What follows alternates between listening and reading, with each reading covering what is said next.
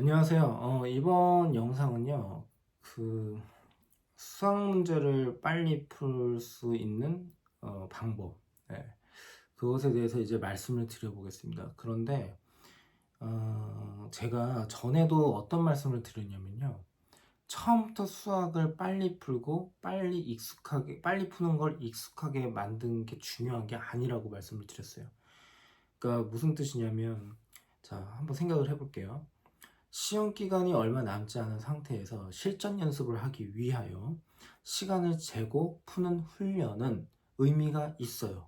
그래도 내가 조금 더 의식적으로 좀 빨리 풀려고 해야 되는구나 라는 것을 생각할 수가 있고, 그 생각이라고 하는 그 계기는 실전 연습, 그러니까 시간을 재서 풀 때에 시간 배분을 하지 못하고 또는 특정 문제에서 계속 물고 늘어지다 보니까, 아 여기에서 이런 식으로 내가 시간을, 그러니까 너무 많이 할애를 하게 되면 전반적인 이제 문제풀이에서 좀 단점이 많구나, 내가 맞을 수 있는 문제임에도 불구하고 그거를 챙기지 못하는 경우가 있구나 라는 식으로 생각을 할 때가 있습니다. 그러니까 그런 것을 이제 알아볼 수가 있는 거죠. 그래서 이제 시험이 별로 안 남은 시점에서 실전 연습은 저는 되게 의미가 있다라는 생각을 하는데, 그러면 평상시에도 그렇게 시간을 재서 해야 되느냐라는 겁니다.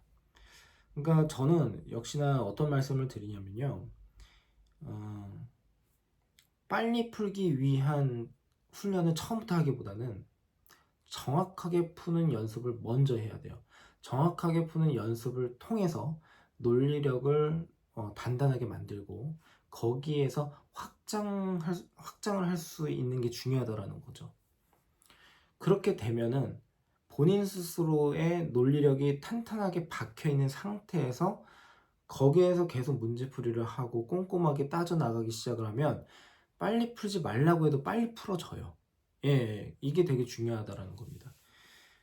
근데 이렇게 이제 했으면 하는 이유 중에 하나는 뭐냐면, 우리가, 그러니까 시험 기간이 얼마 남지 않은 기간에서 보통 때에는 연습을 많이 하잖아요. 뭐 방학 때라든가 학기 초 같은 경우에는요. 그러니까 그 시간만큼은 시간적인 여유가 다른 때보단 좀 있는 편이죠. 그러면 문제를 풀더라도 꼼꼼하게 정확하게 푸는 연습을 시켜야 된다라는 거예요. 근데 거기다 대놓고 야 너는 문제를 왜 이렇게 빨리 못 푸니? 라는 식으로 말을 하면서 좀 강압적으로 이제 다가가려고 하게 되면 문제를 너무 건성으로 풀어요. 왜? 여러 가지 이유가 있겠죠. 뭐 선생님이 이렇게 빨리 풀라고 하니까, 엄마가 이렇게 빨리 풀라고 하니까 빨리는 풀어야 되는데, 그러려면 속도를 빨리, 본인 스스로 속도를 빨리 이렇게 내야 되는데, 그런데 그러다 보면은 실수투성이가 되거나 문제를 건성으로 풀게 되거나 어찌했든 간에 나는 끝까지 풀었다라는 거예요. 그러면 사실 선생님 입장에서는 할 말은 없는 거죠. 어떻게 엄밀하게 따지면요. 우선 아이는 풀라는 대로 풀었고, 그런데 틀린 건 너무 많아요. 그러니까 이게 또 문제가 될 수가 있더라 라는 말씀을 드리고요. 대부분은 그래요. 그래서 제가 좀 싫은 것 중에 하나가 뭐냐면, 약간 뭐라고 해야 될까요?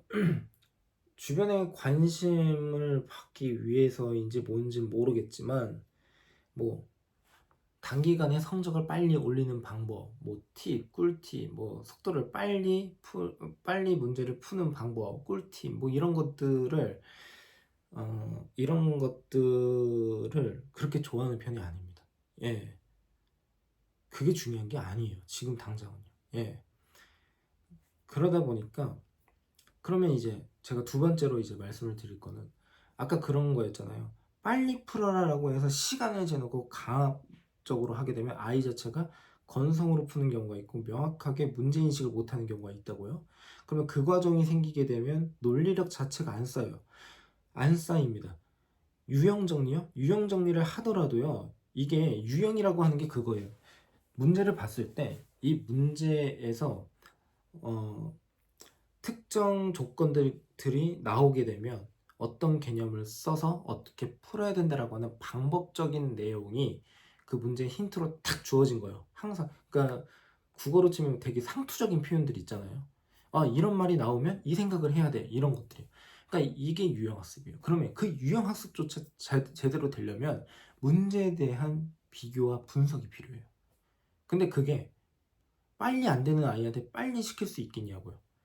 그러면 여기서 우선 첫 번째가 빨리 되는 아이는요, 그렇게 해도 괜찮아요. 그리고 그렇게 하지 말라고 해도 할 수 있어요. 그러면 빨리 되는 아이는 어떤 것을 교정을 해줘야 됩니까?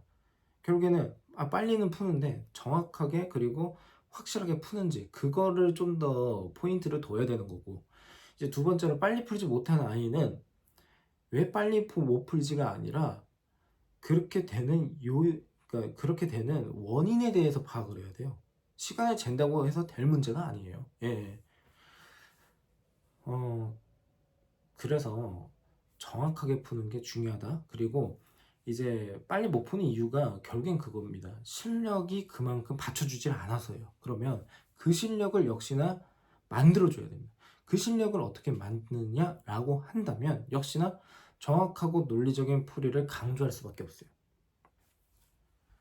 근데 이제 이런 주제로 이제 유튜브를 이렇게 하시거나 아니면 설명을 하시는 분들의 말씀도 분명히 공감이 되는 게 있어요. 그런데 왜 그 빨리 푸는 그것에 대해서만 포인트를 둘까? 이게 제가 사실은 되게 궁금하다라는 거죠. 그러니까 수학을 좀 가르쳐 보신 분이라면 그 방법론적인 거는 되게 이론적이고 원론적인 내용이에요. 그러니까 누구나 공감은 되는데 막상 아이한테 시키려고 그러면 잘 안 되는 거. 예. 자, 그러면 결국에는 이때의 설명도 마찬가지입니다. 이런 학생들은요, 적은 양이라도 좋으니까 정확하게 푸는 연습, 그리고 개념을 정확하게 다지고 있는지에 대해서, 그리고 그 다진 내용을 문제랑 같이 결합해서 생각할 줄 아는지에 대한 이 학습의 습관과 태도에 조금 더 어떻게 해요? 포인트를 둬야 된다. 예, 이런 말씀을 드리고 싶습니다. 음,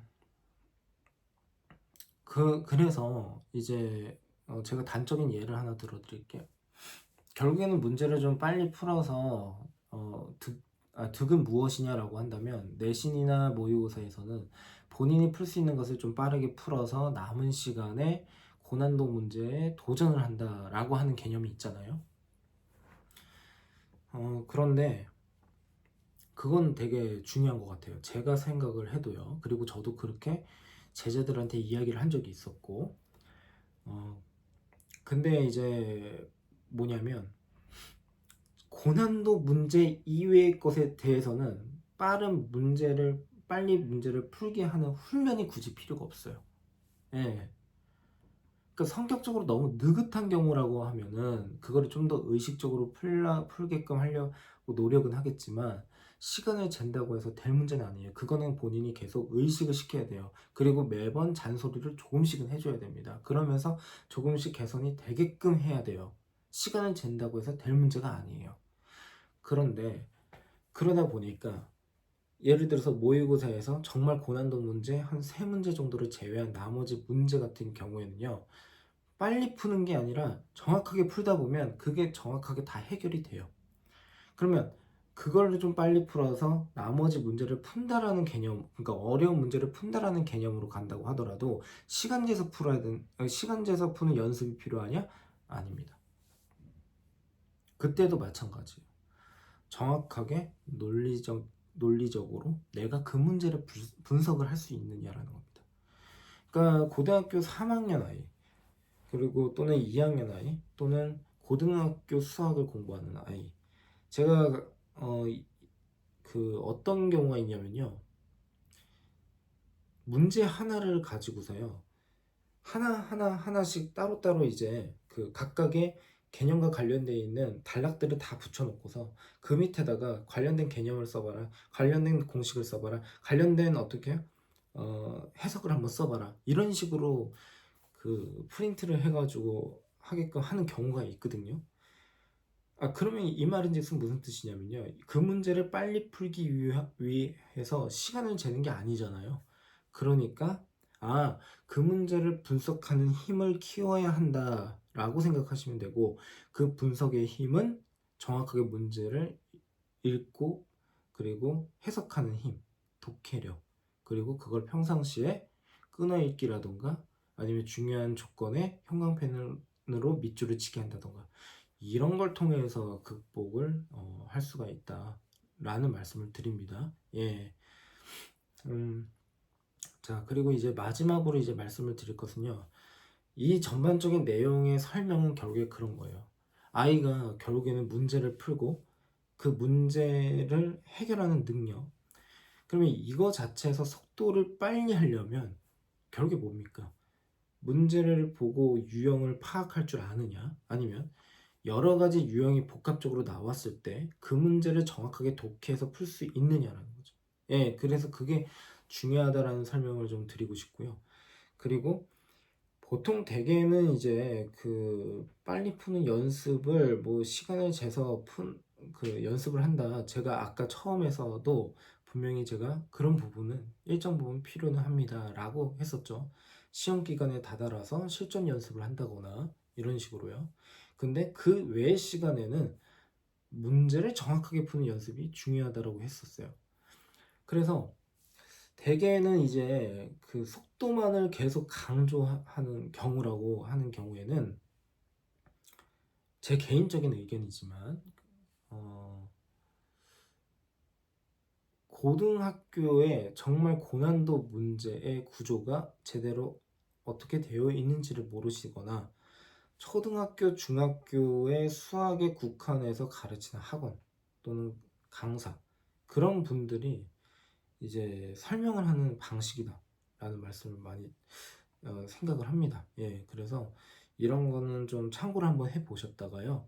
이제 아이가 공부를 하거나 아니면 저학년 학생들, 초등 저학년이나 초등학생들을 직접 가르치고 계시는 이제 학부모님 같은 경우에는 얘가 왜 이렇게 빨리 못 풀지? 이렇게 생각하지 마시고요. 얘가 빨리 못 푸는 이유가 무엇일까로 가야 돼요. 네. 성격이 느긋해도요. 빨리 푸는 경우가 많아요. 이것도 좀 말씀을 드릴게요. 어떤 경우냐면 애 자체의 성격이 급하지가 않아요. 급하지가 않은데 그런 거 있잖아요. 빨리 풀다가 보다 보면은 실수가 자주 나와서 그거를 지우고 다시 풀고 다시 처음부터 읽어보고 다시 풀고 그래서 시간이 더 오래 걸리게 되는 경우가 훨씬 많습니다. 근데 성격은 느긋한데 또 꼼꼼해요. 그리고 또 실력도 좋아요.